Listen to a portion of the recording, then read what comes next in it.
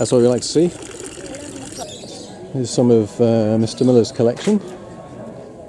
Gorgeous Guzzi 500, Aramaki, and a V-twin Guzzi, what is 1950. That's very nice. Open flywheel like on the older ones. The very noisy Galera 500 4-cylinder. And then a single cylinder Mondial 250, I think, yeah. Double overhead can.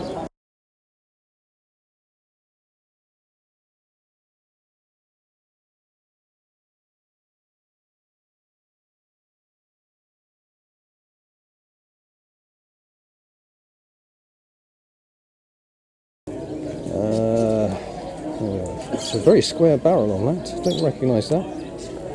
Large modern carb, lots of weight saving, probably shifts quite well. And judging by that exhaust, makes a nice noise too.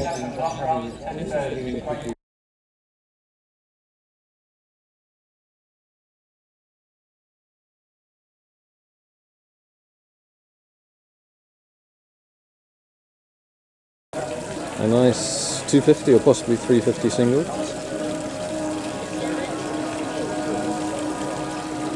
And a nice, very tidy MV single. Now on this 500, which is immaculate, we've got some high-tech modifications. There we go. Italian corks. I have to say Italian, it must be. Otherwise the damping would be insufficient. You couldn't put French corks in there.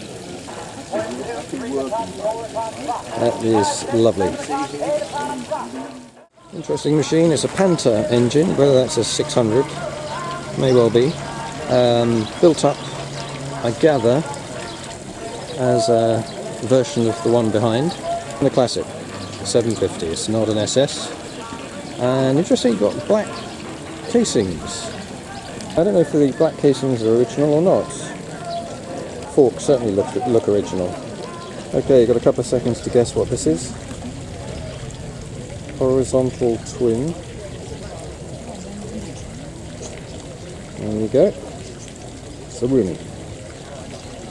Let's see it in all its glory.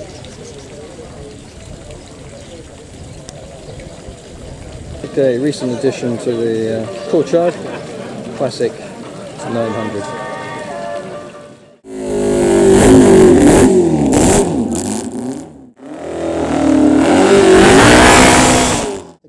First lap of the Isle of Man TT at over 100 miles an hour in the Genera, and it was 8 laps in the Golden Jubilee, 8 laps of the TT. What the ACU were thinking about for letting anybody ride 8 laps non-stop, as it were. And today most of the races in the Isle of Man are 4 laps, which is half distance, so it shows you the great Bob McIntyre and Jeff Duke, how strong men they were. And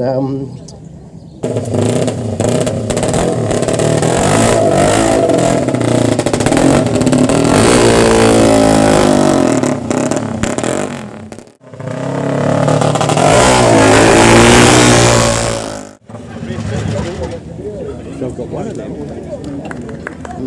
1948-49, Bob Foster locally rode it, Obo Tenney, Stanley Woods, Fergus Anderson, all the great riders. And this was Guzzi's greatest mistake, because 120 degree V-twin, winning championships, Grand Prix, Guzzi's decided to drop the twin and go back to the single.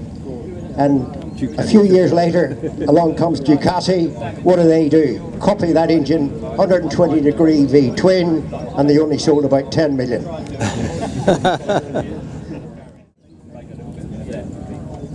So be ready. Okay, Sammy's going to run here, so then we'll start already.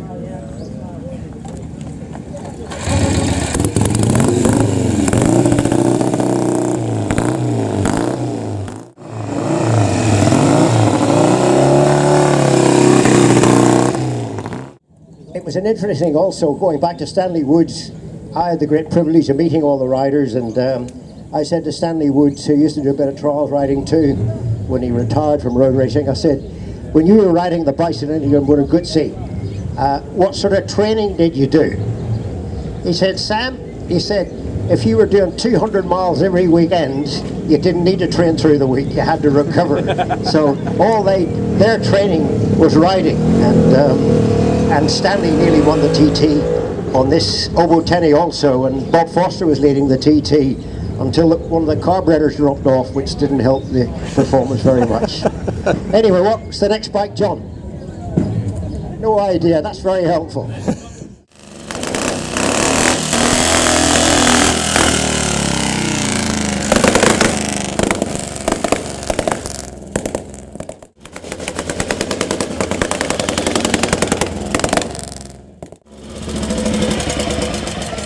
So Sam, it's eventually cleared its throat. Tell us about this one.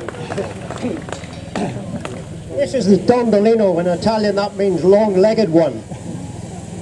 Because of the low, you need to turn the fuel off.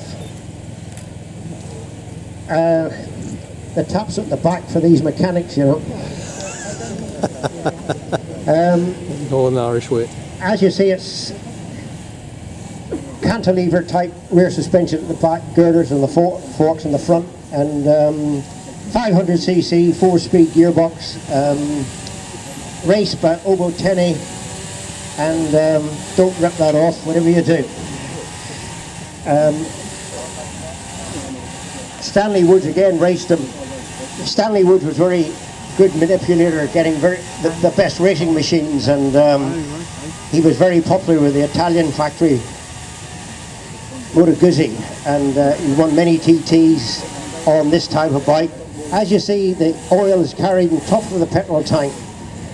Don't know why, but I would have thought it's not the place to have an oil tank. But then again, probably in the TT, after a couple of laps, the oil tank would be red hot, so it would be central heating, so it would keep you warm. Anyway, that's the Gondolino. We're up properly, yeah. I had an Air One motor Guzzi similar to this, and it was an awful thing. It kept shifting the flywheels, and I was a young lad of about 16, and I think I had the blasted thing apart about 11 times. And I wrote to motor Guzzis. I still got the letter and the receipt, and they sent me a new crankshaft to Belfast, which was a one-piece rather than a bolt-up thing. So obviously there was problems with them, and but when Miller fitted the new crank, he had enough of it. It was down the road. And somebody tried to sell it back to me recently, but I wouldn't have it because it was an evil thing. Never seen one of those before. Tornado. 650. Tornado. Okay, 650. And Very Triumph sounding. Lorenzetti. Right. Benelli. Can you stop it? No. 650. The Benellis, they were very popular for their 4-cylinder bikes, and this was after the 4s. How long have you had this? Obviously it's up for sale in Motor Corsa. We've not had it obviously very long. What sort of money? I think it's 699. Pardon? 6,999. Right? Did you hear that, Ted? Nothing.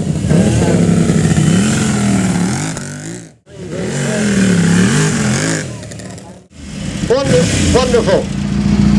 Congratulations. Monocoque type shooting with constructed frame. How long have you had this one? I've had it since I raced in the early 90s. Yeah. Where did you race it? North Gloucester, all the local circuits, Cologne, Keble. Did you do any good? Third was my best.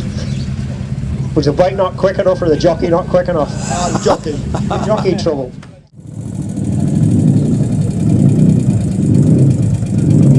There's a good firm up near Shaftesbury who can give you a service. What do they charge? Not a lot. Well, you want to drop that in tomorrow morning? I had to borrow some petrol out your workshop. It's got nothing in it. No,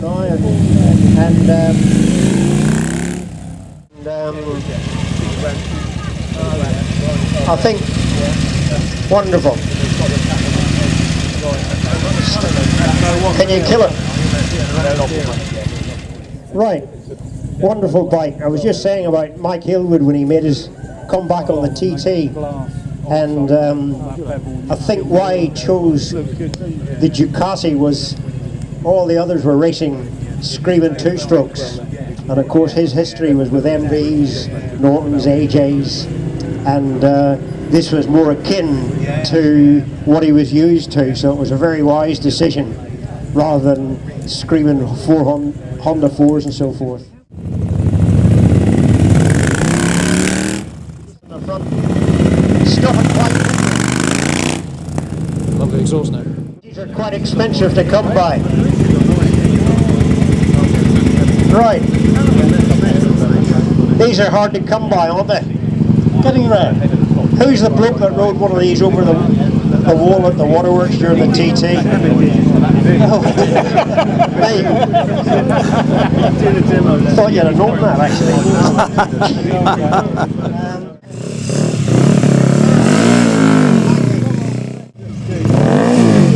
You definitely need to smell this bike. Well done, Bob.